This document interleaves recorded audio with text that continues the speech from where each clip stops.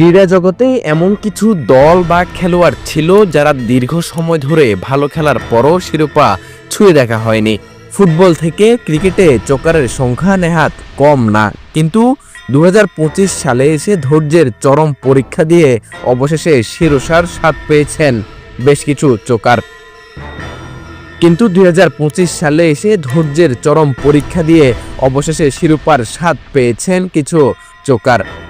এমন কিছু দল এবং খেলোয়াড়দের সম্পর্কে জেনে নেওয়া যাক।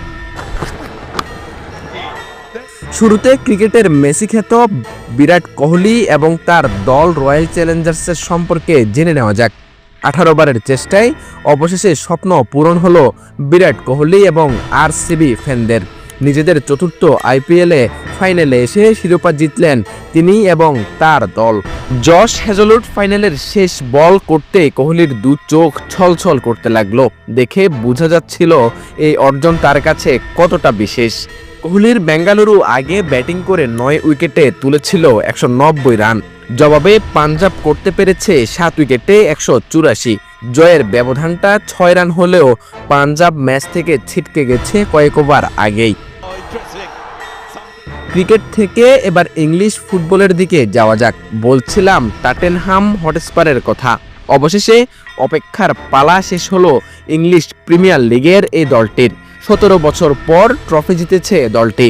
21 মে ম্যানচেস্টার ইউনাইটেডকে 1-0 গোলে হারিয়ে চ্যাম্পিয়ন হয় টটেনহাম। শেষবার টটেনহাম ট্রফি জিতেছিল 2008 সালে। এরপর টানা 17 বছরের খরা 21 মে বুধবার রাতে ইউরোপা লিগের ফাইনাল জিতেছে টটেনহাম। 1984 সালে টটেনহাম জিতেছিল উয়েফা কাপ। এখনকার ইউরোপা লিগের সমান সেই হিসেবে 41 বছর পর ইউরোপা লিগ জিতেছে টটেনহাম। টটেনহামের সাবেক খেলোয়াড় হ্যারি কেইন 15 বছর 6 ফাইনাল 694 ম্যাচের পর শিরোপার স্বাদ নিয়েছেন ইংলিশ ফরওয়ার্ড হ্যারি কেইন। 13 বছর ছিলেন টটেনহামে এবং ইংল্যান্ডের হয়ে খেলেছেন 10 বছর। কেইনের ক্যারিয়ার যেন হাহাকারের গল্প। সবকিছু করেও যে নামের পাশে ছিল না কোনো শিরোপা, সেই শিরোপা খরা কাটাতে কেইন যান বায়ার্ন মিউনিখে গিয়েও 2 মৌসুম ছিল শিরোপা ছাড়া।